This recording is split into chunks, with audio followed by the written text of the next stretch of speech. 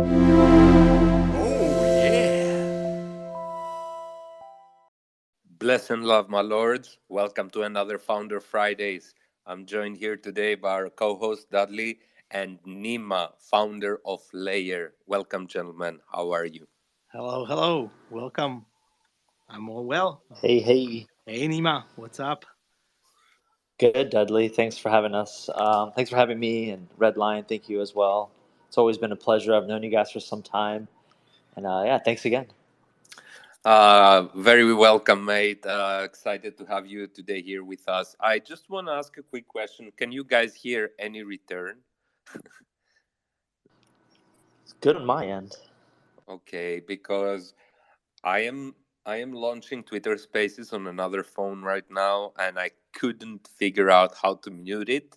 So I put it in a Tupperware right next to me, and I'm monitoring it inside the Tupperware. I can hear it more or less, but I'm not sure if you guys It's can. fine. It's fine. It's not coming in from the side, but I know, All right. I know the pain. It Twitter was a panic somehow. solution, man. I was ready to Yeah. break that fucking You phone. can put some reduction or some jack or something. I'm always doing this Yeah, because it's just Android is like, yeah, let's just not mute when you press the volume button all the way down. no, Let's no, no. just It's not not mute. Android, man. It's Spaces. It's a Twitter app. Back, actually, it's Oh, preventing you to go completely to mute mode when you are on Spaces. oh shit! I Yeah. didn't know. So Oh, yeah, that's why I'm always plugging another pair of headphones. So actually, it's not bothering me. And yeah, maybe it's a little yeah. bit. I can a little bit hear it, but it's fine. I think it will be I okay. will, I will, I will take care of Kill it. the phone. Put some So, welcome, blanket. Nima. Very nice for you to join us today, man. Yeah, thanks. Let's start with your CryptoPunk story, since you are a punk. Yeah, so my punk story is an interesting one. I got introduced to punks very early. I think it was early, I forget, late 2017, early 2018. They were still minting. I think it took about like 6 months for them to fully mint out, and they were free. And I was working at a company called BitGo, uh, where I was like the 20th employee there. It was a startup in San Francisco that provided multi-signature wallets for institutional clients. So the founder, Mike Belshi, he was actually the creator of the first institutionalized multi-sig wallet for Bitcoin, and then we built the first multi-sig wallet for Ethereum, and thereafter it was pretty good. They ended up morphing into a bank, but I was working there with a buddy of mine named Gabe, who is now the founder of Arcade.xyz, which is an NFT lending platform. And he was like, dude, you ever heard of NFTs? I'm like, no, what are they? He's like, dude, I think they're going to be the next great thing. He was really into them because he was born and raised in the pawn shop industry. So for him, like, selling collectibles, leveraging against collectibles, that was just like a big thing. So um, he looked at NFTs as digital collectibles online. So he thought there'd be like a big market with them, and he was right. But so we looked at CryptoPunks, and at the time we were just using BitGo wallets, right? Because we were BitGo employees, so we got free BitGo wallets. And I was like, okay, cool. Let's like mint one and see what's up. So we get on the site, and it's like, oh crap, it doesn't allow us to connect our web-based BitGo wallets. We're gonna have to connect. We're gonna have to download like a MetaMask or something. And I was like, I don't want to do this on my work laptop. Let's just do this later. And then 3 years later, 2020, when I got heavily into NFTs, I looked back at CryptoPunks and I was like, man, I should have just minted them a long time ago when they were free. So I was like, okay, I got to mint one of these, and they were going around like 3 ETH, and I reserved. I set 10 ETH aside so I can purchase like, I don't know, three, maybe even four, and I was trying to find the perfect ones. And I remember this. I was in San Jose, California. It was a Monday or something, and I was like, okay, cool. Like, let me see if I like any of these. Monday goes by, nah, I didn't like any of them. Tuesday goes by, they're still hovering around 3, 4 ETH, nothing, I didn't like it. Wednesday goes by, I was like, I still haven't found anything that I loved. The next day I woke up, the floor went from 3, 4 ETH to 25 ETH, and I was like, oh my god. I FOMOed in. I ended up having to spend another 15 ETH for a total of, I think it was like, at the end I ended up paying 24.5 ETH for mine. And yeah, so instead of, well, and since then it just hasn't gone down, right? It's been up ever since. So rather than purchasing 3 CryptoPunks at 10 ETH, I ended up spending almost 25 Ethereum for 1 punk. And that's my punk story. Yeah, but still, 25 is a great entry point, and your punk is awesome. He's really cool. Yeah, thanks, man. It kind of Uh, resembles me a bit. I live in Miami, Florida now, and with the sun, I'm a little bit tan, and I do have a beard, and then sometimes I like wearing baseball caps, so works out. yeah, Miami is great, man. I always have a blast being in Miami. It's a really cool city. There's good and there's bad sides of Miami. The great side is that a lot of crypto companies are here. Everybody loves like digital art, NFTs, cryptocurrencies. They're all about it. They're all about it, and I love it. Um, Downside is there's just too much partying going on, and there's too much distraction, and not so much the distraction of partying. I actually don't party much. I honestly love just kind of staying in on the weekends. Like I'll go out like during the day, go to the beach, walk around, get some exercise, and then just come back and just continue to work and just educate myself and do some research. But what's distracting is when you live in Miami, everybody wants to visit you. And even if their plan is not to visit you, people want to come to Miami for a vacation, especially in the wintertime. So every weekend, there's somebody coming to Miami. And if you don't hang out with them, they get offended. And sometimes you have to learn how to say no. So when I first moved to Miami, every weekend I had a friend or a college classmate or somebody from the crypto industry or a family member that come visit every weekend. And what do people do when they come to Miami? They want to party, they want to go out, they want to drink. And I just can't do that to my brain anymore. So now I've learned to say no. And if they want to hang out, hey, listen, let's hang out during the day. Let's go for a walk. Let's grab some food. But at night, most of the time, I'm most likely staying in. Man, now that you mention it, when I was visiting Fort Lauderdale, I used to always crash at this friend's house, like always. So I was one of those annoying dudes. Yeah, I don't mind people crashing at my place. It's just don't expect me to go out and stay out till like 6 in the morning with you. Yeah, yeah. So you mentioned you were working for BitGold, Yeah. and through your punk story, of course, you didn't download MetaMask in 2017. Um, this has been quite an obstacle for a lot of people. What a bottleneck to get people to download MetaMask. I remember when we found CryptoKitties with my brother in 2017. He said to me, "Oh, we need to download MetaMask," and I'm like, "What is that?" And he's like, "Yeah, some wallet." I'm like, "Yeah, fuck it." I mean, like, Exactly. such a small obstacle, yet it kept so many people out. It definitely did. I mean, the barrier to entry to crypto is still very high. It's not easy. There's a lot of things that you need to do. You need to first learn about what this stuff is. Then you have to get a wallet. Then you have to go, for someone who's not crypto native, then you have to go to a centralized exchange, get verified, run through KYC. Then you got to connect it to your bank. Then you got to transfer money from your bank to the crypto exchange. Then you got to purchase the asset. And then it's like, okay, wait, I have a wallet. Now I own crypto. What do I do? Then you got to learn to transfer it out into the other wallet, and then now you have it, and then it's like, okay, now what do I do, right? Then you have to learn about connecting to sites and do those stuff. So the barrier is just very high. There's a lot of education that needs to be had, and it's not simple to get started. But however, once you get in and you play around with it, it does get simpler to use, and you understand why things are the way they are. But if we want mass adoption in this space, things need to be a lot simpler, which is what we're trying to accomplish at the company that I founded with a few individuals called Layerr. We're trying to make it easier for artists to onboard into Web3. So, how did you go from BitGold to founding Layerr? So it was from BitGo to Anchor ANKR. They actually have a token as well. They were a node infrastructure provider, so I worked there for a little bit. And while at Anchor, that's when DeFi summer hit. I think that was around 2020. And I was dabbling with DeFi protocols. Uniswap came out. The whole thing, just like the whole DeFi era, just revolutionized the crypto space. And then NFTs were reintroduced. And I was actually in a group chat on Telegram with a guy named Jordan Lyle. He now is a founder of Venture Punk. He is a punk as well. Prior to that, he founded a company called NFTs, not Nifty Gateway, but NFTs with an apostrophe S. And before that, he was at Consensus as head as DeFi.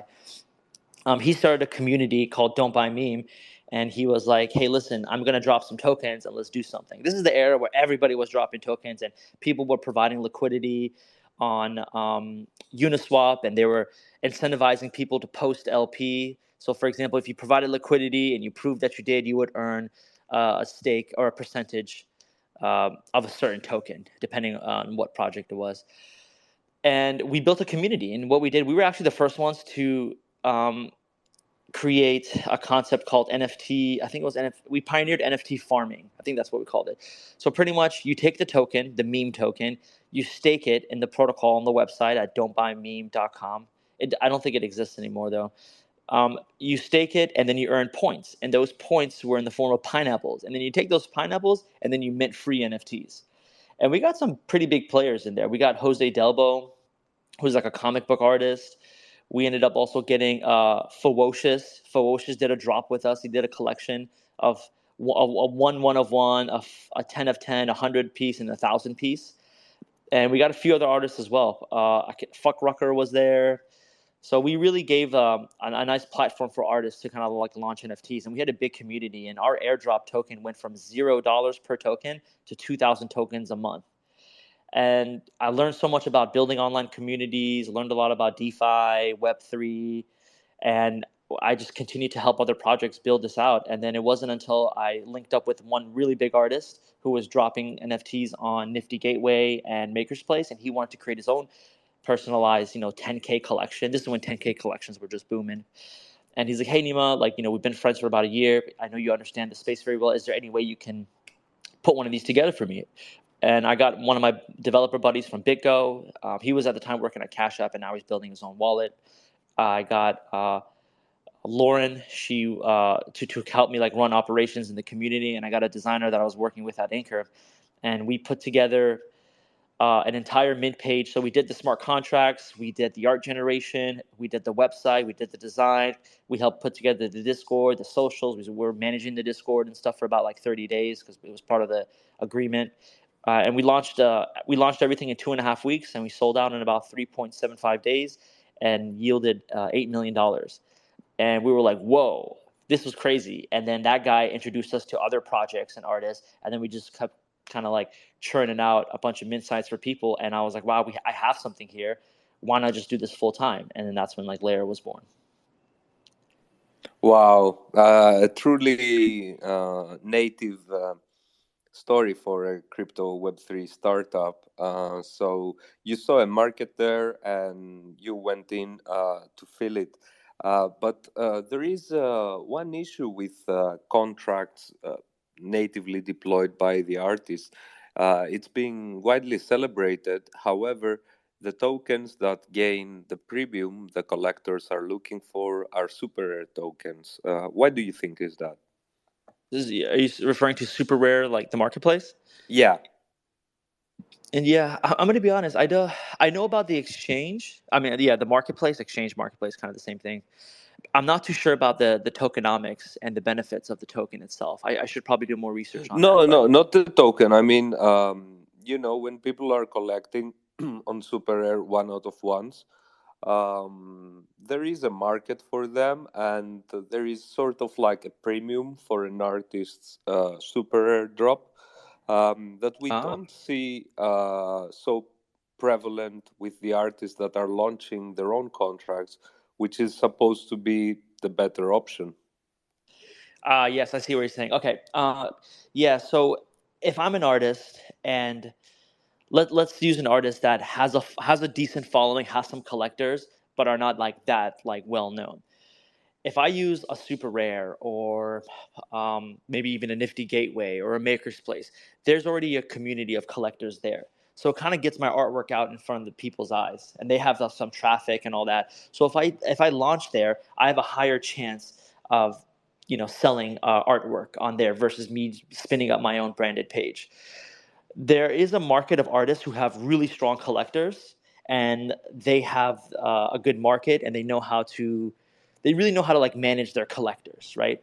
They've known about their collectors for a while. They have their own even like personal websites.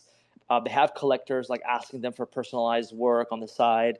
Those collectors want to continue to kind of manage their users in one place, and they come to us and they're like, hey, listen, I want my own branded page. I don't want to, yes, I do want to have exposure on these other marketplaces like Super Rare or Nifty Gateway, but at the end of the day, I want people to come to my website. I want people to come to my place where I control my users, where I can control royalties if need be, and also have them like stay within my realm of art. A lot of the artists that I've spoken with, they're like, hey, when I like redirect my users or my collectors to a marketplace, they tend to get lost. They'll go in and with the intent to buy like two or three pieces, they end up buying one for support, but then they see all this other artwork and then they just go and just start browsing through other collections. I want my guys to just kind of like stay within my realm. So we're kind of catering to that side of the market.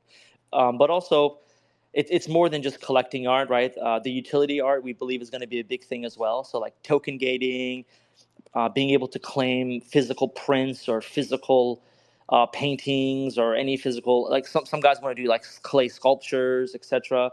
So if you provide that entire experience where I can mint an NFT, I can gain access to a certain page where then I can claim a physical piece. Doing all that in one like on one website makes things so much simpler. Versus, hey, go mint my object over here on this site, then come back to my site, connect your wallet, then you can go in and claim. Yeah, and it's important to learn those things, I believe, because I have been giving this advice to artists for a long time.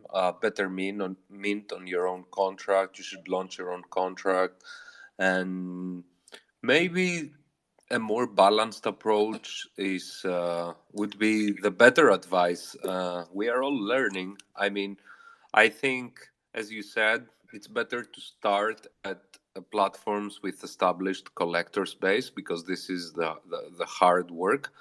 And once you can excel there and you feel ready, you can launch your own contract and take things over at your own hands.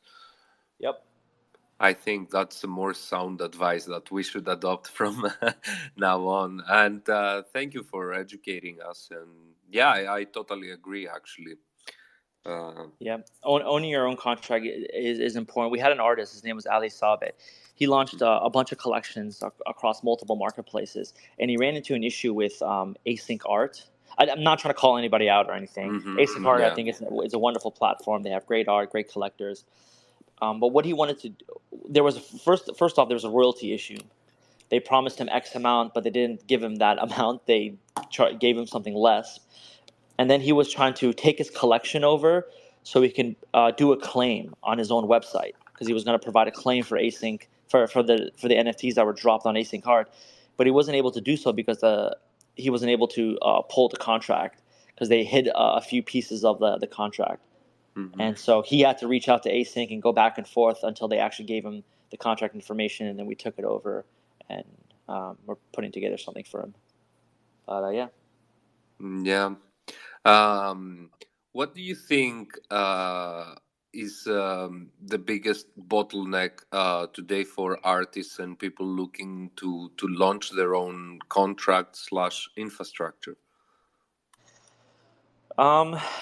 They just really don't know the options they have. You know, some of the stuff that we're building, like a generative art tool, there are a lot of people out there who are actually doing that, but artists just don't know about it because this is not their realm. You know, they hear a lot about NFTs. They get a lot of feedback, like, oh, there's some good stuff. You can make some good money. You can broaden your reach. But then they also hear about scams, right? Oh, people are scamming, and some of their collectors don't like NFTs. I mean, the biggest hurdle, just like always, is education. The benefits, the reasons. Some of them like digital art, but they don't know the benefits of like owning your own smart contract, like you mentioned. So education, and also like getting onboarded. Like, where do I go first? Like, where do I mint my NFT? Do I go to marketplace? Do I create my own on my own branded page? Do I go to like a Layerr? Do I go to a Manifold? So just education and ease of use, again, as I always say, and for their collectors too, because let's say they figure it out, but now they have to educate their collectors. And that's a whole nother ballgame. It's like, crap, where do I educate them? Oh, do I have to create like a Discord so I can talk to them? Do I post some stuff up on, like, most artists use Instagram and Twitter? Do I have to put something up on my website? So just education across the board. Yeah, 100%. I agree. And this is why we paid so much attention to the news side of our project and the educational side of our project, because I absolutely agree. In order to get all those people in, they need to be educated, because right now the learning curve is quite steep. Yeah, 100% agree with you. It's a beautiful mess, but we need to educate people to like it. It's definitely a beautiful mess. I like how you put it. I mean, I kind of like relay this space very similar to like what's happening in AI. So I've been in technology for a long time, right? I studied technology in school, information technology, and I coded in like databases, so SQL. That's why like blockchains made sense to me back in the day, right? Because What did you major in college?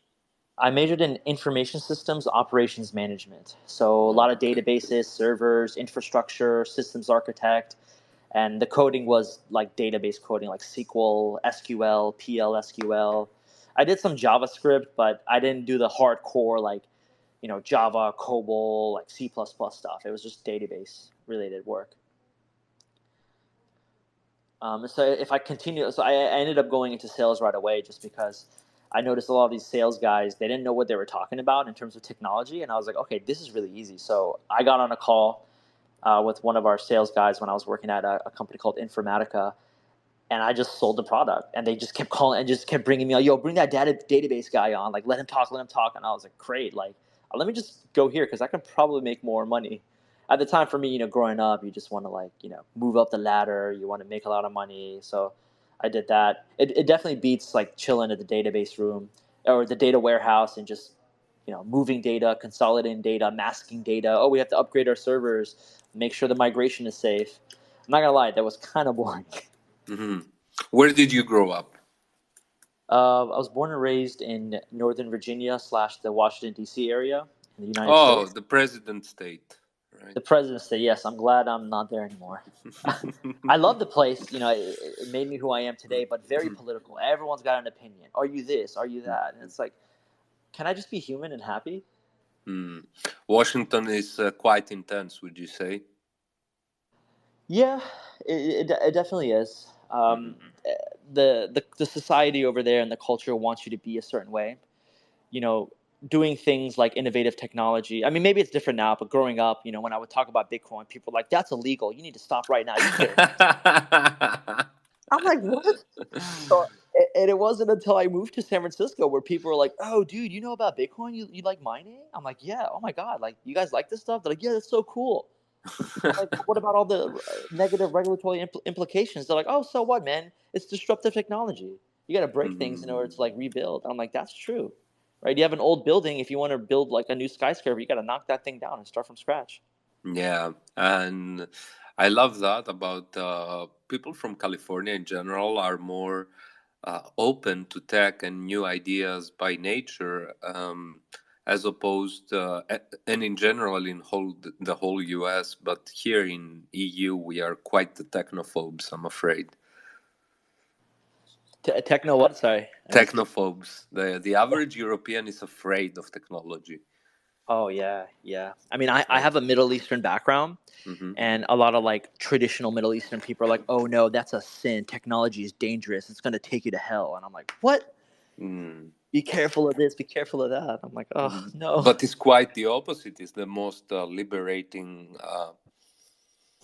movement humanity has ever seen. Science. It provides you with everything in. Yep.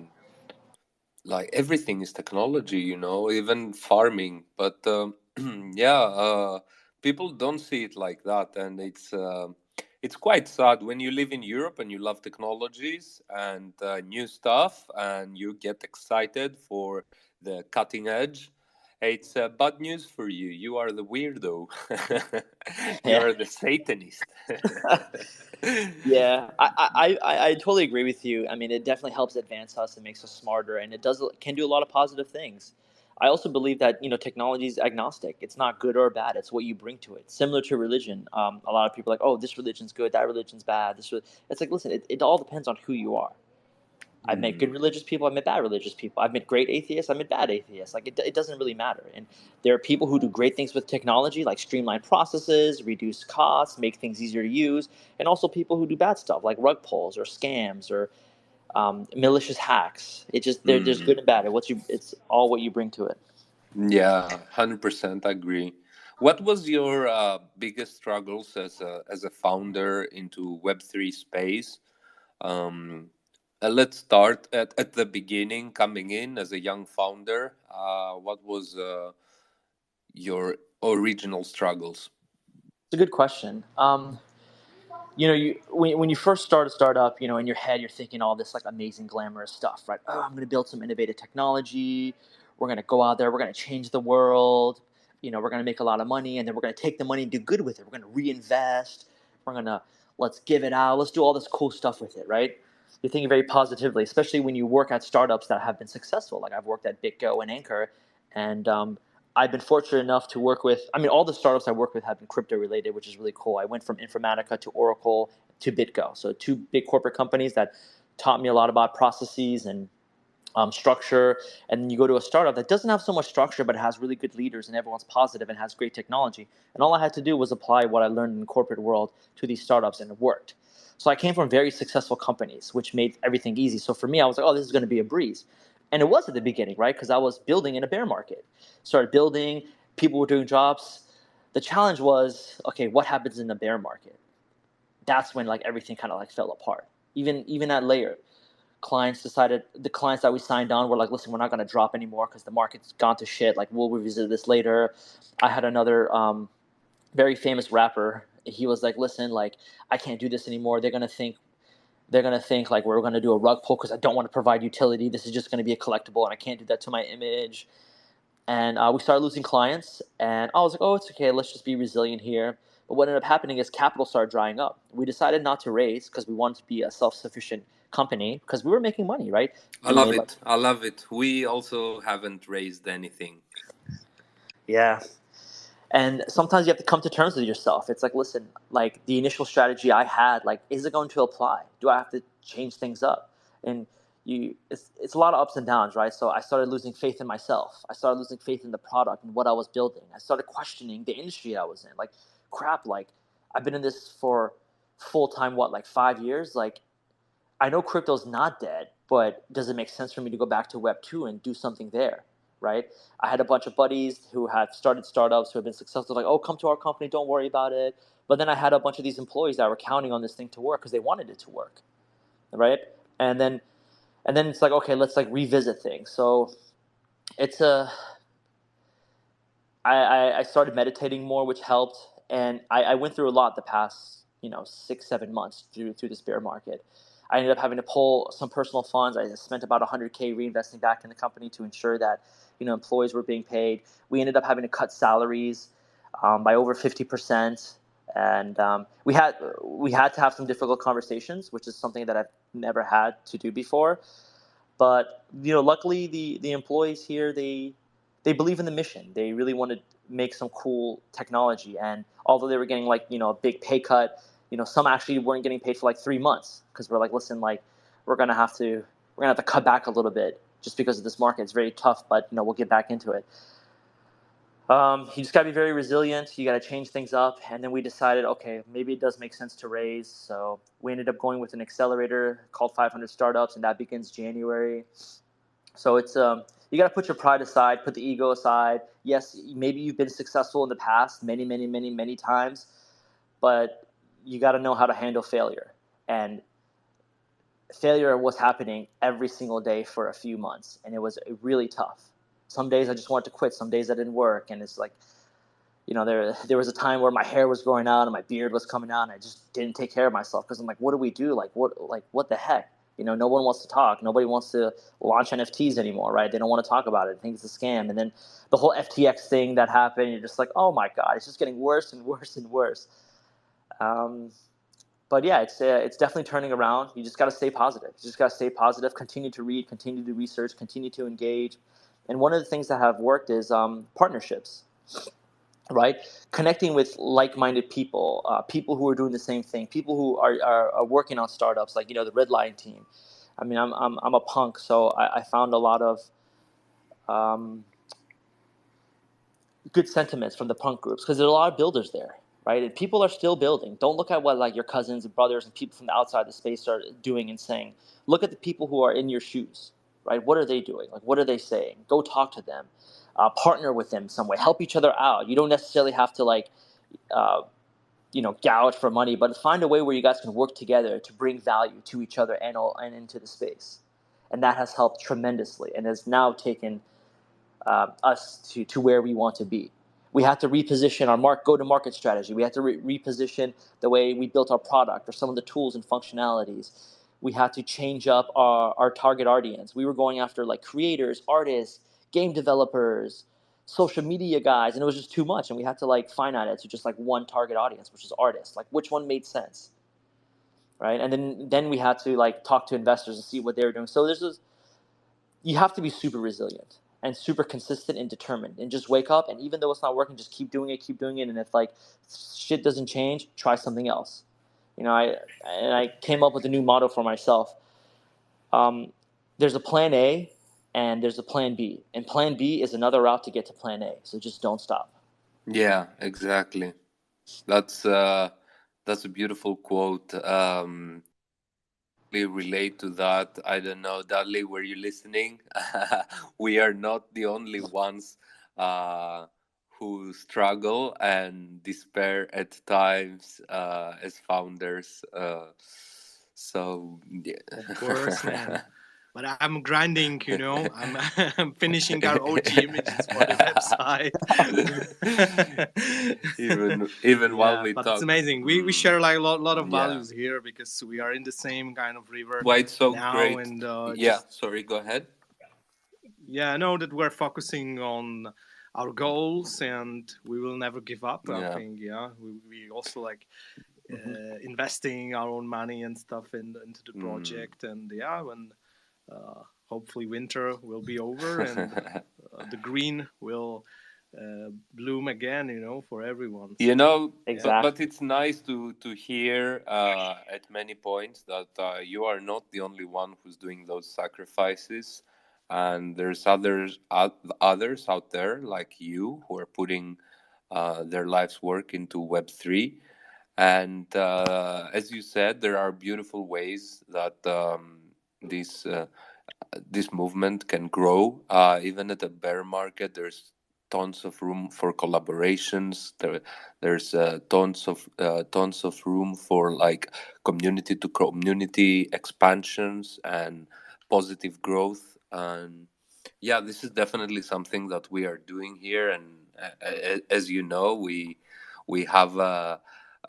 Been actively collaborating with you guys, launching our contracts for the new year. So thank you so much for doing that. Yeah, what really helped me was hearing a very similar story to like what you're hearing right now from me. It was from, have you guys heard of Genie.xyz? Yeah. Yeah, the NFT Mm-hmm. aggregator. So what you do is, if you want to sweep floors, you can just go to this website, and it will allow you to aggregate NFTs across multiple Yeah, I marketplaces. think the And then main with developer left. He started Gem, and then Jenny was like on limbo until it got acquired by Uniswap, right? Yeah, I think it was Genie that got acquired by Uniswap. So it's funny that you mentioned this. So I don't know if we're talking about the same lead dev, but the lead dev that I was speaking to, he lives in Miami Mm. now. And I met him at Art Basel, and I was telling him some of the struggles we were going through. And I was like, listen, it's tough, but like, I've been in this space for so long time. I can't just quit now. And he's like, dude, don't worry about it. We went through the same thing. And I was like, oh, tell me your story. Because you guys got acquired by Uniswap, and you're a tool that actually works really well. He's like, bro, we made no money. He's like, we were like a free platform when we started. We were struggling. Nobody wanted to invest in us, because like, who wants to invest in NFTs, right? Everyone thinks NFTs are scams. And he was like, because he was a lead dev. I don't know if he was like considered a founder, because I think a founder on paper is like 10% and above. He definitely had a nice percentage of equity, but He was like, listen, I had to, the main founder, like the CEO, came to me and asked me to pay some of the engineers.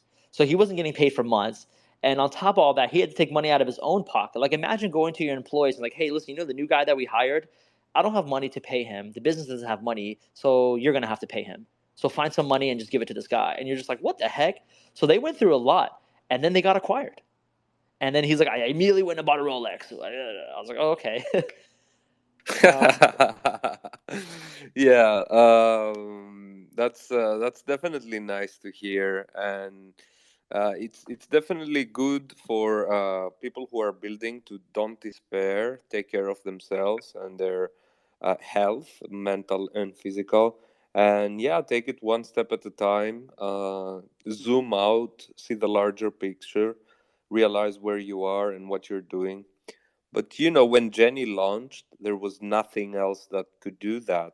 And it was incredible. You could bulk list and bulk buy. Back at that time, there was only OpenSea and a little bit action on Rarible, but Mhm. negligible. And you could not bulk buy. You could not uh, group list. Didn't have those functions. And then Jenny comes out and it was awesome, man. And then yeah, what you described happened. but Exactly. but from the user perspective, it was like Christmas. Yeah, and being in this position teaches you a lot. It teaches you the basics of starting a successful company, really going from 0 to 1. Because when we first came out, we wanted to do a bunch of stuff. We were a Web3 studio. We want to build this product. We want to cater to 4 different market segments with this ridiculous big total addressable market. Let's do it all. It just doesn't work that way. And then I learned. I knew what the answer was, but I thought I was like Superman. I just wanted to do everything, right? I wanted to get out there. I wanted to do fast. I wanted to build like a really cool $1 billion company. But what you got to realize is if you follow like the basic principles and run through the standard methodologies, like success is inevitable. And what we had to do was we had to simplify everything, focus on one problem for one audience, and you got to get them to come on board. And that's what Gem and Genie did. They did one thing good: bulk buys and bulk sales. That's it. That's how they started. And they went after one audience, the collector. That's it. And then you Yeah. just grow from there. Yeah, and that was exactly our mistake at the beginning. We wanted to do everything, and then we realized we better stick to the things that we are good at and get better at them. Yeah. And yeah, this is where the magic happens, and you realize I'm not as good as I thought, right? Yeah. What To be else is your there so I can learn? Yeah. no. Sorry, I was wanted to tell it to be your devil's advocate. We also wanted to experiment, so sometimes you need to try things to know what Yeah. is not working. Yes. But you are the one who wants to launch new things every week, and I'm just putting you a little bit back. But They are keeping me at check. because I'm always like worried what you will announce on the next Spaces that I don't know we're gonna launch. And that's a beautiful thing. You need that. You need someone on the team Yeah. that's always thinking about ideas and wants to do everything. But then you need someone that's like, okay, these are great, but let's focus on one thing. You have to have both, and it's a beautiful mix. Yeah, we Yeah. have found a nice balance with that. But we are still experimenting a lot. Even if, remember the first spaces we started doing spaces and we had no audience. We didn't know what to talk about. We were like, why? We are so good. I love it. I've been on two. We uh, were calling it the cringe as fuck Spaces back then. yeah. Because it was fitting. And then we Yeah. were like, yeah, what else should we do? I mean, those chill spaces do well, and we Yeah, we let's do did chill spaces, Spaces. and we named it like Get Rich Quick and shit like that, which is totally opposite of Yeah, no, we everything that call we it do. you shill, we buy, I'm dead. I'm Yeah. dead. That's so funny. You chill, we buy, and then third show in, we got scammed, and we realized we got Oh, scammed no from the way. first show. Oh yeah, we were scammed for like $20 of stolen art, that someone Yeah. minted, and yeah.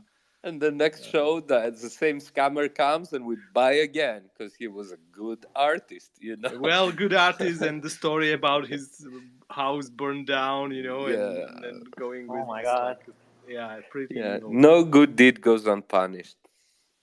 True, true, true. Yeah, Yeah. it's tough. I mean, there have been a lot of projects that people deem a scam, and Hmm. and it really wasn't a scam. It's just people that don't know how to manage funds. With what NFTs and even crypto has done, it's made capital raising so much easier and quicker that anyone could do it depending on the market, right? So you had a bunch of people come together like, oh, I want to build a game, or let's do this. They get a bunch of money and they've never managed that amount of money. They get millions of dollars. It's like, what do we do? Right? They don't know how to like properly incorporate. They don't know how to properly pay out salaries. Like, okay, let's take commissions. Like we did all this work, right? So we owe each other a percentage, which is not really the right thing to do. When you raise capital, what do? You pay each other salaries, proper salaries, like 50K, nothing crazy like over 100. You start very low, and then you start building processes. You start building a plan. You start putting a team together, hire outside. So a lot of these guys don't understand how to like manage money too well. It's a perfect example. FTX. Look at that. Yeah, They just didn't know how to do FTX it. and but before that it was Luna, and before that there was another 600 million hack. I mean, it was like constant rapid fire of massive rags and scam. Then the Axie Infinity hack. There was the Polygon hack. So much, This so is the much beauty of the shit. space, Yeah. though. It's like this stuff needs to happen so we can Mm. have stronger products. Like look what happened to when FTX fell. What centralized exchanges are starting to adopt are proof of reserves, making things a little bit more transparent. But this, a lot of people don't understand it. So I worked when I was at Bitco, I helped Wall Street put together crypto infrastructure, like from a wallet perspective. So I helped funds, institutions, endowments, old school exchanges, brokers, all set up their crypto stuff, and I learned a lot. I learned that a lot of these companies, these centralized entities, they all get scammed too. They all do illegal stuff, but nobody talks about it because it's all hidden.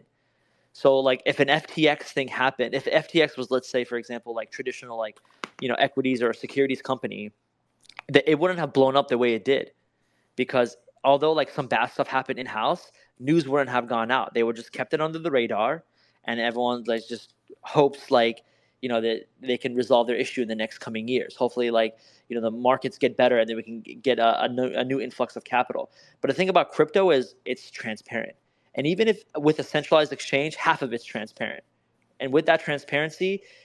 And social media today, you can just blast companies and people left and right, causing them to just like plummet. And that's the beauty of it. So yes, we see a lot of quote unquote scammers, but that's because the blockchain is transparent. We can see everything. You don't do that. You don't have that in the centralized world.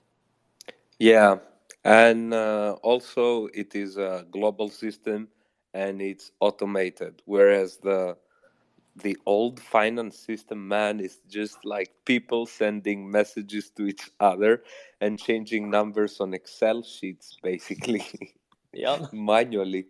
It's, I don't know. I was reading a very interesting article today about how um, the title of the article is called "How Decentralization Dies: The Killer Concessions," and it talks about like how the music and the movie industry went through phases of war with decentralization. Wow. Because he breaks it down as the problem, the protests, the concessions. So, an example for music, he brings it up like the problem 1999 to 2002 major record labels did not make popular music available online. When they did, it spammed across multiple different sites and formats.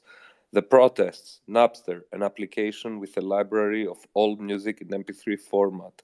Nutella Protocol, LimeWire, and BitTorrent. The concessions, record labels agreeing to 99 cents music on iTunes Music Store, freemium licensing model behind Spotify. So there was the problem, the protests of decentralization, and then the concession that brought us to the new model. And with this new model, after the concessions, piracy dropped significantly, and it's like at an all-time low. Not at an all-time low, but it's super, super low right now compared to what it was. And then he brings up another parallel with the movie industry, and if we put it into perspective, I think it's an interesting point to see from that lens, you know. Yeah, very interesting. Do you think that crypto is just a protest in this decentralized form right now, and then the concessions will come and it will slowly slide into the background? It's definitely not going away. It's gonna help with decentralization for sure of some systems. Some things need to be decentralized. Some things don't need to be. So whatever needs to be decentralized will eventually, hopefully, be decentralized if we continue to move in a forward, positive path. And if not, it doesn't happen. We never know what the future holds. And I look at it like AI. I remember when I started technology, everyone was talking about AI, but AI was like nothing. It was just, okay, like you're doing some artificial intelligence, there's theory behind it, there's some cool tools, but the average user wasn't using AI, right? Then once it became more applicable and more usable, you had businesses use AI, like business intelligence for like manipulating data. And then from then it slowly started trickling down to the end user. And after like 20 years, now we are seeing the power of AI through tools like Jasper, generative art, like from OpenAI or Chat GPT. Everyone's like, whoa, this is so cool. A lot of people are just discovering AI when in reality it's been being built for Oh like yeah, the I don't punks know, book we are years. making, it wasn't possible a year ago. Yeah, there you go. And that's how I view crypto as today. Like Yeah. we all look at it, we're all in this little small world where we believe it, just like the AI guys like 20 years ago. Like OpenAI, I think, or the guys that were building Chat GPT, this is what I heard. It's not confirmed yet, but they were working on it since 2003. And now they Wow. have like a bunch of users. Yeah, so and I look at crypto just like that. Like whatever missions we have, whether it's decentralization, whether it's taking down bad actors and big banks, all that will come to fruition sometime in the future. I'm not sure. It might take a while. Yeah. So we are probably at the stage of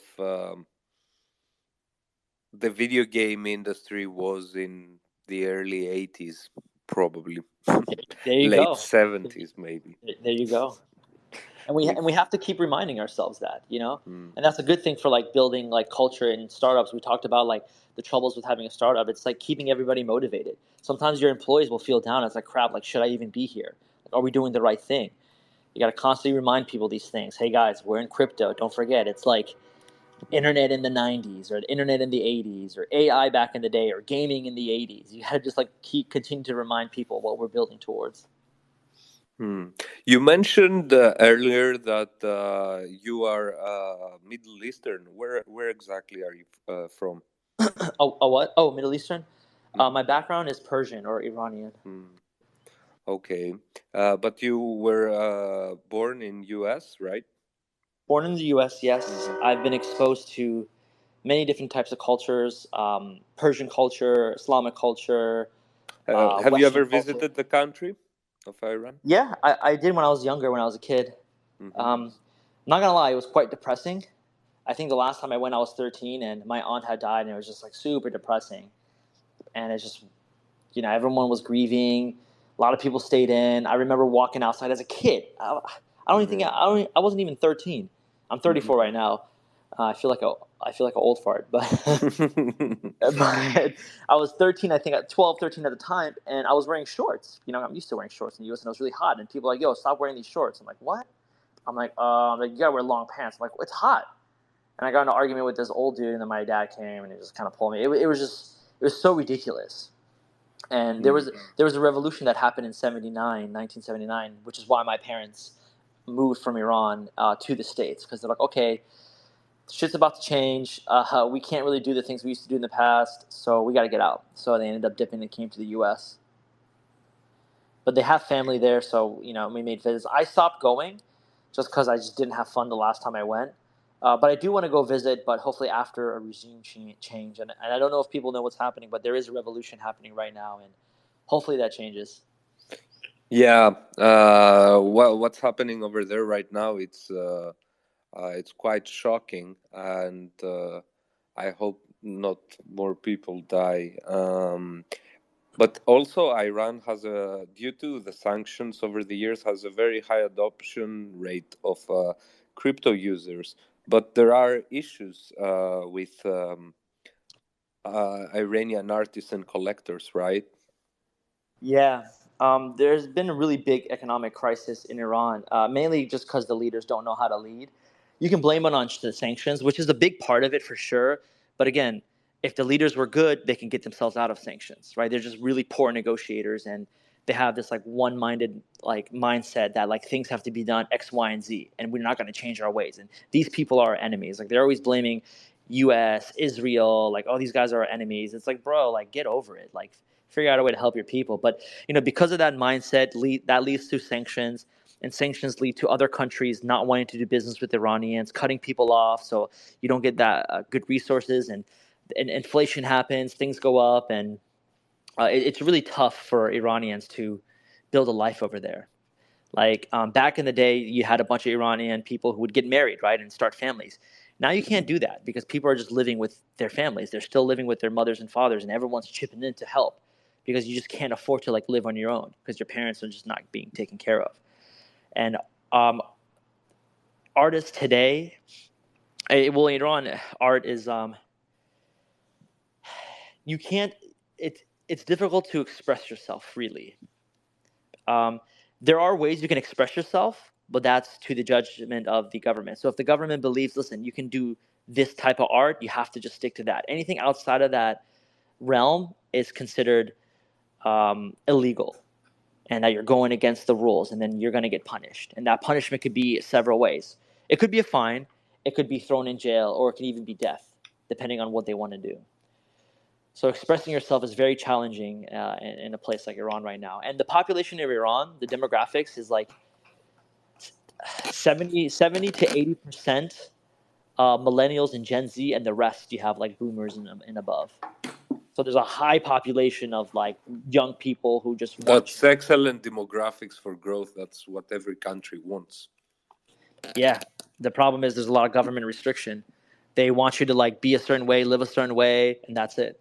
Because they believe that way of life is the best. Yeah. There have been cases of people from sorry people from the States trying to help I mean like people with Iranian heritage trying to help artists from Iran, and then they also got sanctioned, right? Yeah, so it's tough because I definitely want to help Iranians in Iran, and we definitely have a strong Persian community here in the United States. There's a decent sized one in Washington And also D.C. into the NFT space, there's quite a few, right? Yes, there's a lot. So there's a huge community of Iranians in Los Angeles, and I know a bunch of them are punks actually too. And we got together. Farouk is one of them from Rug Radio. He's a Persian as well, but he's in Canada. And we're like, yo, how do we help these people? Like, what can we do? And someone's like, yo, let's just buy their art, because when you buy their art, what happens is they receive Ethereum, and now they can go and just kind of like live their life. So like, oh, let's support artists. That's one way of trying to get like capital in there. But then someone stopped and it's like, well, we're breaking sanctions laws. It's like, what do you mean? It's like, well, we're not allowed to do transactions or do business with people in Iran. It's like, oh, crap. So it's like, we're walking a very thin line. It's like, there's a revolution happening. People need to be saved. And we all know this. But then we're acting illegally. So how do they receive resources? How can we help? So, there's a lot of things that, we want to do to help, but we have to be careful at the same time. But then it's like, what's right and what's wrong? And also another question would be, how do you know that the art that you buy and the artist you're buying from is legitimately who he says he is, right? That's a tough one. You either take guesses, or you do your diligence, or you sit there and you build a relationship with the individual. Yeah, it is. It is what it is. What are your plans for the new year with Layerr, and how do you see the market evolving for 2023? So people are still building. That's the beauty of the space. A lot of bad actors and startups who are in it just to make a bunch of money are dying off, which kind of like gives a nice cleanse to the space. Definitely, I'm looking ahead in 2020. I definitely think it's going to be very positive for Layerr. Right now, we're wrapping up our product and putting together like contracts and websites for some of our clients. We've made significant strides with partnerships with Pepsi, for example. There might be a Celsius play there, not Celsius the lending platform, but Celsius the drink. We're also talking to Sony. So we're continuing to build those good relationships, building out the product. We're hoping to have the product done by the end of January. And 2023's goal is to build what artists need in the space. Like, what will make it easy for them to come on board? What will make it easier for them to like control their artwork? Like, what do artists need to be able to benefit from Web3? So with our initial product that launches, the goal is to onboard users and receive feedback and really build what people want. I also have a little bit of a product background, so I'm kind of spearheading a lot of product development work at Layerr. And the goal is very simple: build what people want and need. Don't build stuff that people don't need, because it's just kind of like a waste. Build it later if they need it, but really focus on feedback and give your community and your audience attention. So that's going to be the focus, I think, for the new year for us. Just continue to build. How does an artist or a project get in touch and get to book your services? Yeah, you can email us. I mean, my email is nema@layerr with 2rs.xyz. There's contact information on our website. You can DM us. You can DM me directly on here. We can exchange telegrams or like WhatsApp information. You can DM the Layerr the Layerr Twitter handle, which is @LayerrXYZ. There's a bunch of our team members are on Twitter as well. Just feel free to DM us. I think that's like the best way. DM and email today, and then going to our website and maybe submitting an inquiry if need be. And do you think you will automate the whole process in the near future? That's the plan. The first iteration of the product is to automate everything. And we're so then almost... people will just like connect their wallets and they can choose their contracts or building blocks for contracts, right? Correct. Very similar to Manifold. So I would look at it like, I would take Manifold's really like sophisticated smart contract builder with a mix of, I don't know if you guys have checked out fair.xyz, but that's a really cool company too. Their ease of use, so they have a really sleek UI, which makes the whole like process and flow of getting NFTs on your own mint page very simple, with a little splash of Wix and Squarespace. So we're very similar to Manifold. The main difference is we have a website builder with templates. So you come in, you pick your template, and you can really customize it and brand it to your personal brand. And then you go ahead and launch your mint page. And it just starts from there. And after that, we're going to build more pages to the website and really focus on the website builder portion as well, coupled with cool Web3 functionality, which includes custom smart contracts, mint pages, being able to claim and like drop airdrops. What else? I think I mentioned token gating already. We were thinking about doing tokens like cryptocurrency style tokens, but I don't think that makes sense just yet for rewards and points. It all depends on obviously what people want. So today, what artists are looking for is just an easy way to create their own like branded mint pages. Generative art is another thing as well, where we have a generative art tool that we've built. We're not going to release it just yet. We want to keep things simple to start with, but whenever it makes sense, we'll launch that so people can go ahead and take layers, upload those layers, go through Q&A, and then launch them as tokens. Besides CryptoPunks, do you collect any other NFTs? Yeah, I mean, I've been in the space for quite some time, so I've almost collected all of the blue chips, I think. Azukis, I got some Valhallas, I have a CryptoPunk, I have an ape, I have a mutant ape, I have a bunch of other side deeds. What else? I have a doodle. I had a bunch of doodles. I sold a bunch of them. I have one just to stay in the community. I have moonbirds. I really like moonbirds and their communities. I have a bunch of artwork from artists that I just want to support, like Ali Sabit. We also did a collab with Ali Sabet way back. What issue was it? Let me scroll. I was just scrolling the collection today. Was doing something, but Nema, you missed one blue chip. Redlion one? Gazette, of course. That's an Okay, OG. I mean, I'm getting one of those for sure. definitely, man. Before the season is over, Let me there's see. gonna be new season with new changes. Oh yeah, on the new he contract. will get a lion for sure. Oh, yeah. He's a lion for sure. You know what? Send if you guys can send me a link so I go to the right collection, I definitely want to be part of it, man. I definitely want to show support. Please send that over to. I know we have a Telegram. You can even go on the website. There's like a Mint Live. Oh yeah, it is the check the new website. We just launched it, Nema. Okay, interesting. Yeah, Awesome. yeah. It's like in beta, let's say, beta version for now, but it's all good. If it you works. see some text that says lorem ipsum, please don't read that. Yeah, or some buttons not working. Minting probably should be working fine and stuff like that. Yeah, but compared to like how other projects come out, this is complete. We wanted it to be spotless. We just left it at 99.9% for now, and yeah, we are super excited, man. You see, all this work is incredible. And these are basically 4 apps under one hood, or just we need to separate these projects basically. So did you find it? I think it was somewhere. He was super early. I'm still scrolling. Early. Sabbath is probably somewhere around, I don't know, issue 30. Oh, was he that early? Maybe, so it was really, really, really early. Back then, I couldn't believe we could get such a big artist. He had eclectic method that we had on the show this week. Yeah, we also had him super early. This was back when I was doing the curation. Oh yeah, I found him 32 week 17 2021. And yeah, so what was going on that week? There was an article about rugs and rug chain. We were referring to Binance Smart Chain. There were too many rugs. There was a failed drop from MLB.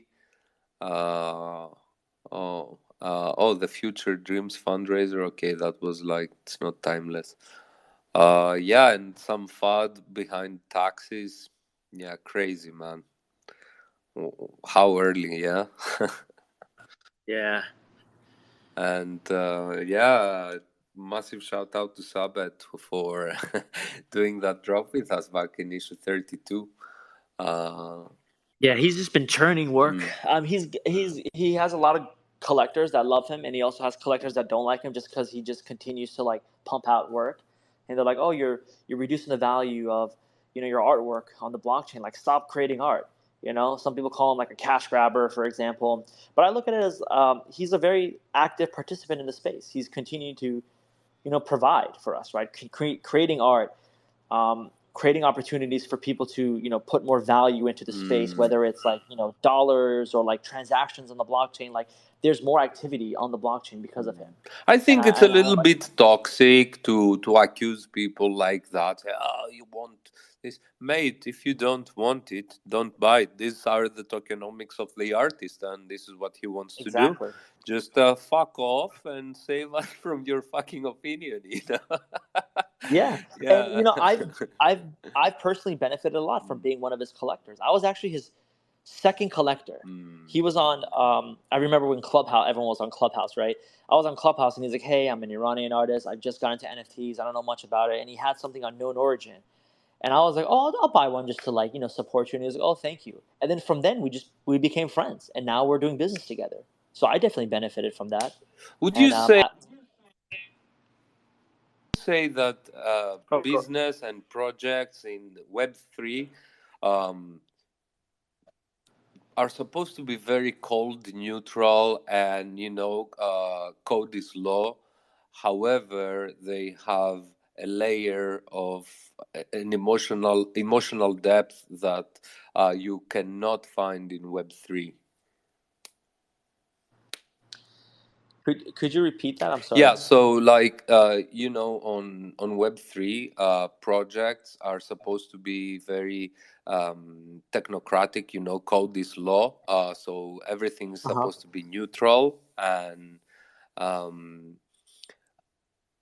and there is another layer that of of it that people involved in projects are very emotional about these projects, especially Ah, people that building them. Even on the outside, they look like a contract platform, and on the inside, someone loves this contract platform to death. Would you say that this level of emotion, this extra layer of emotional depth, is not present as much in Web 2 as it is on Web 3? that's really good question. Today, if you compare it, definitely not. But a question I would ask is like, was it early in the 2000s or the late 90s? What was it like? What was it like for those startup founders and like those end users? Was it emotional? Because Web 2 it's developed. It's developed very well. A lot of users, obviously. It's the internet that we live and breathe with today. And Web3 is emotional. It's super emotional, and a lot of it has to do with the nature of the blockchain being transparent. You can see what people are doing. You can see everything that's happening. So it's easy to like point fingers and assume things. I could look at a series of transactions and make up a story, and that story could sound legitimate based on how well of a storyteller I am. Yeah. And man, I look at it from my own personal experience. Like when I started on the space, it was totally different things that charmed me, and like I was such an idiot, of course. And right now, it's completely different things that give me the goosebumps. And I had never in my lifetime expected that crypto would be such an emotional space. um, Yeah, and I would connect so much of my identity and my being with NFTs and projects and my project. And yeah, I never thought that would be the case. and it's a new space, right? It's very volatile. It's made a lot of people rich. It's made a lot of people broke. A lot of people became rich overnight, and going back to like not knowing how to like manage like money, they started like spending and maybe buying some ridiculous NFTs, getting rugged, and just the emotional constraints that it has on an individual. It's tough. Some people have even committed suicide. They become millionaires after a few months, and they lose everything a few months later, and they feel like failures. It's just a brand new space, new technology, new use cases. It's just it is an emotional roller coaster, and technology is agnostic, as we discussed before. It's what you bring to it, and humans were just a bundle of emotions. Yeah, the the side of Web 3 that moves me like that. It's something that I never thought that that would, and I have seen other people in technology, as you mentioned. It's a good observation. We should ask people in the early 2000s how they felt about the products and the applications they built on that early web. But Yeah, I mean, look at Mark Cuban. mm, He had a company that, wasn't you mentioned Don't Buy Meme earlier? Wasn't that yeah, bought by Mark? no, don't buy meme was purchased by a big don't buy meme collector because he wanted to take over the project, because the initial founders, we call ourselves the meme mafia, very similar to like the PayPal mafia, because a lot of us that were part of meme ended up starting our own companies. I own a lot of not a lot, but I think five, six from Don't Buy Meme, and I was Really? yeah, and I was staking pineapples and all that fucking shit. And I was trying to click first, like the earlier you staked your Yes, that's pineapples. awesome, man. Yeah, I was Yeah, that one was of a those plebs there. Dude, thanks trying for to get helping, man.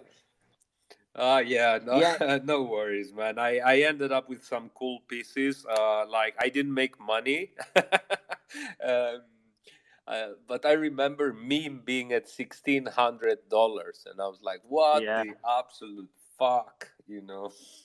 It was is the power of community. Yeah. That's where I learned where community matters. And the intentions were good. What ended up happening was the founders, the leaders who created that got better opportunities, and they're like, okay, like let's transition over here. There's no like real obligation we have to Meme. Let the community continue to run it. And then one of the largest collectors, he ended up acquiring Meme and took everything over, took the IP, took whatever they had in the treasury, and then he ended up just kind of like shutting things down. And he was like, you know what, I don't. Yeah, and this happened. This happened during this happened he recently, was actually. he was what did he say? He was the biggest collector, so he's like, no, no. If anybody's gonna kill it, it's gonna be me. Pretty much. That's exactly what happened. He was a big time NFT collector. This guy Mm-hmm. spent, I think, $20 million on NFTs during the bull run, on Whoa. packs, on Ferocious, on Beeples. Like he bought a lot of stuff. Who was And the this guy? market. Who was it? Who was it? Oh, I hate name dropping. Who was it? Uh, have you guys? Oh man, Come on, have. everybody can figure it out if they Name, ask. address, age, weight, height. Social security. How about we have let's have this conversation in person. I don't want to like Yeah, put okay, cut okay. anyone's. We will not push. He's a great person. It's Mm-hmm. just again going back to the emotional roller coaster. This guy invested about $20 million into NFTs, Mm-hmm. and the market just tanked on him. And it's just like he just started hating everything, and he's like, "Fuck this! I'm taking everyone down with me." So he bought all the tops, right? He already had all the tops. The thing is, he just decided to pull it because he was the one providing liquidity towards the end. So he pulled liquidity. So he kind of rugged everyone on the LP side, and then he shut the website off. And he's like, "Meme no more," and he just left. Well, I salute this, He paid for it, he lost his fucking money, he did whatever he wanted. At least it's a cool story. It's fun, yeah. Better than what I said that it was bought by Mark Cuban. I thought it was, or there was No, some it was. rumor or something. I think there's a Mintable. Mintable was Mm. Mark Cuban's an investor in Mintable. Mark I Cuban think invested in a bunch everything of he NFTs. bought went to shit. Everything he invested in. Yeah, I mean, Yeah. if you look at Mark Cuban's early career, he built a bunch of like um, software companies back in like the early 2000s. Man, And radio on the internet.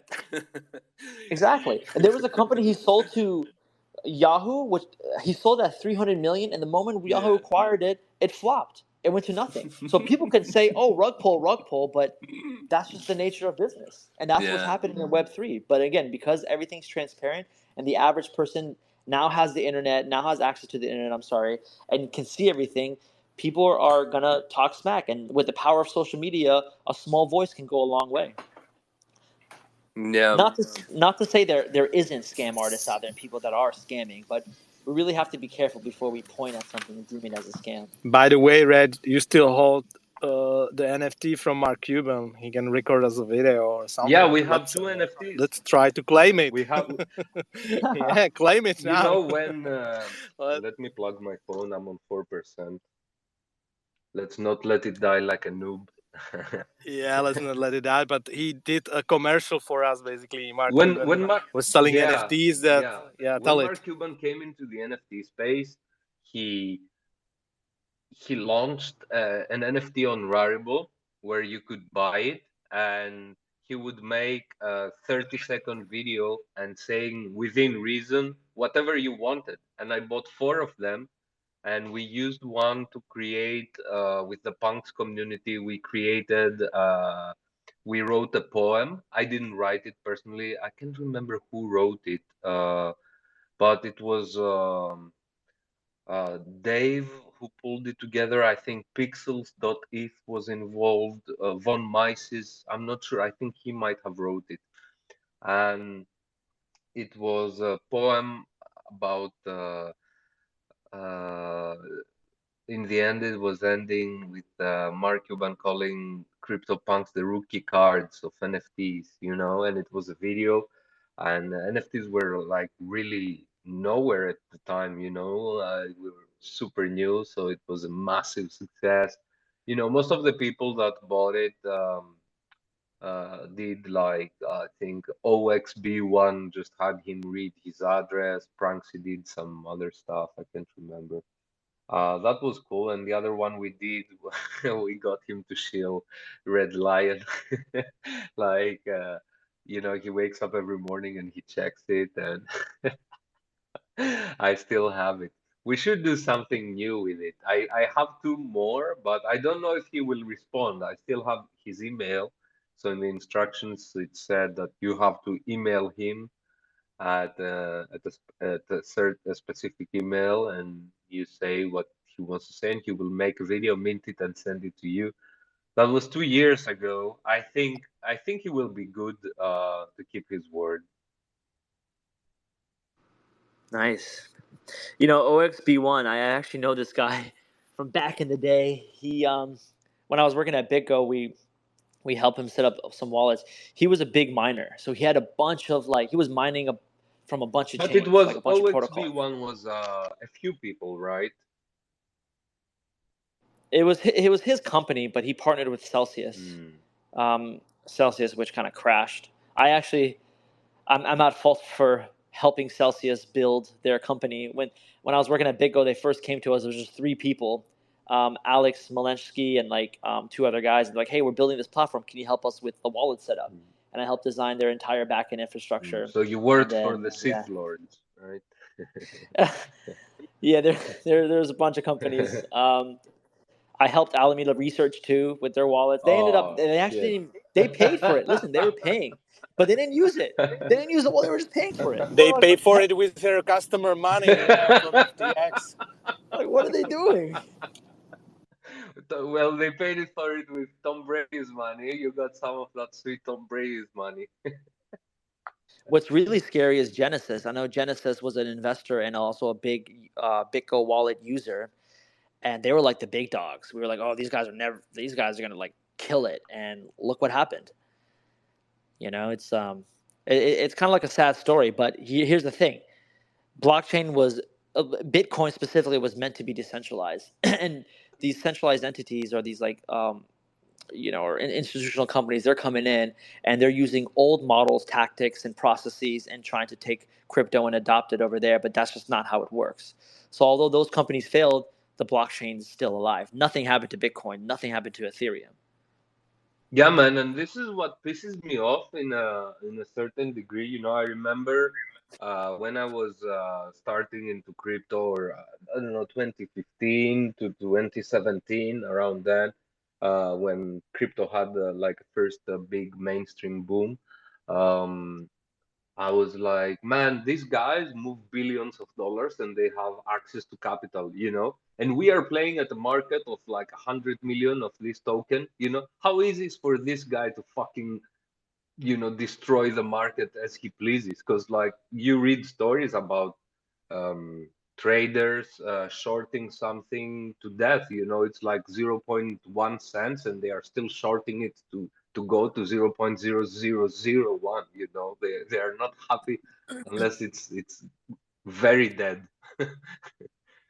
So I always thought it's like it's so unfair, and like these guys are not the guys that we want inside the market, right? Yeah, exactly. And what Alameda research and all the details coming out, it's so sad, man. Right now, Sam is just like a puppet going around taking punches, repeating a script, right? Yeah, it is what it is. Did you actually meet him? I never met him. No, I spoke to his team members. This is when Alameda Research was thriving. They were the top high frequency trading company trading on BitMEX at the time. They were always at the top of the charts on BitMEX. And that was their strength, market making and HFT, high frequency trading. What they ended up doing, from what I hear, obviously, right? It's Some's factual, some's rumors. It's a mix of both. But they were like, oh, we're providing a bunch of volume. Because as a market maker and a high frequency trading company or a prop trading desk, you're providing a lot of volume for the exchanges that you trade on. So they were like, listen, all this volume that we're providing, why not just create our own exchange, build the rails via APIs to liquidity providers like OTC desks and other exchanges, and then just trade on our own exchange, show these high volumes, and go out and raise some capital. And that's exactly what they did. Yeah. Oh my God. No checks and balances in place, no proper risk management. They weren't compliant. They were their own custodian, because usually you have like separation of duties and checks and balances in place. So an exchange cannot be a trading desk, and an exchange and a trading desk cannot be, well, depending on the type of trading desk, whether you're proprietary trading or you have LPs as a hedge fund, but you cannot custody your own assets. You have to have a third-party custodian manage that and to make sure that it's compliant and insured and all that. That's why you have companies like BitGo and Prime Trust and Coinbase Custody, but they did everything in house. And they made a mistake, and everything fell with it.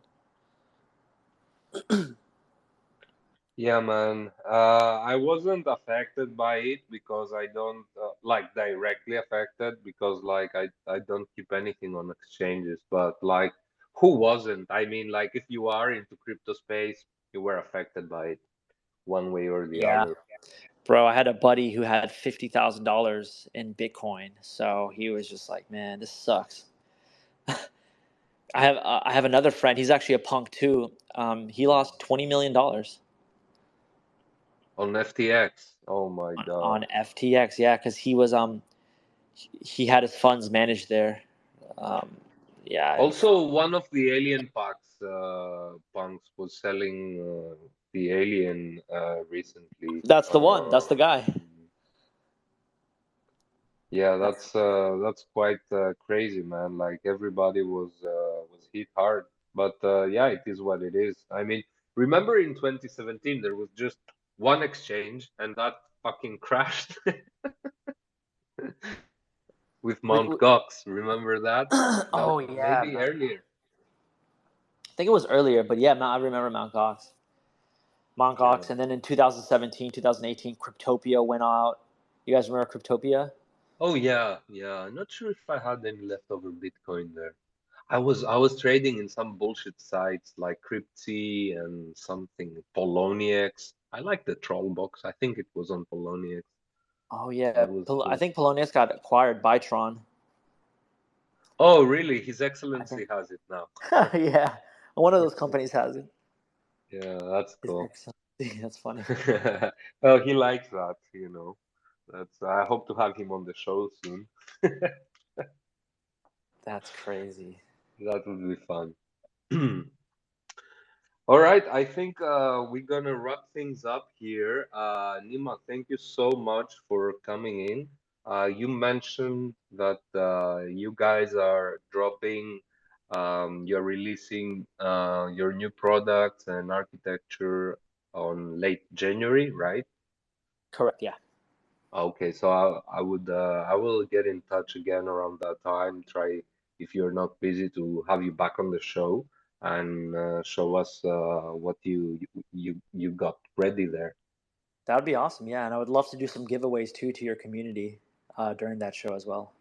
Fantastic. We will put it together with the new Gazette contracts and all the wonderful stuff that you guys are writing for us, and of course, the punk book that I bet you're excited Let's for it go. also. That's so awesome. And I appreciate you guys, continuing to build for the space and continuing to do what you're doing and having these spaces. I mean, again, and it's tough, but you guys are resilient and you guys are still going. So thank you so much for building. Yeah, man. Thank you, thank you. We Thank you, are we man. are always trying our best. Yeah. All right. So this weekend, we don't have any transmissions because we will be busy building a super solid guest list for you guys for next week. On Monday, we will be chatting Redlion. Thank you so much, everyone, for being here. Thank you, Nima. Thank you, Dudley. Have a great day. Bye Thank you, bye. guys. Have a great Thank day. you, everybody. Take it easy.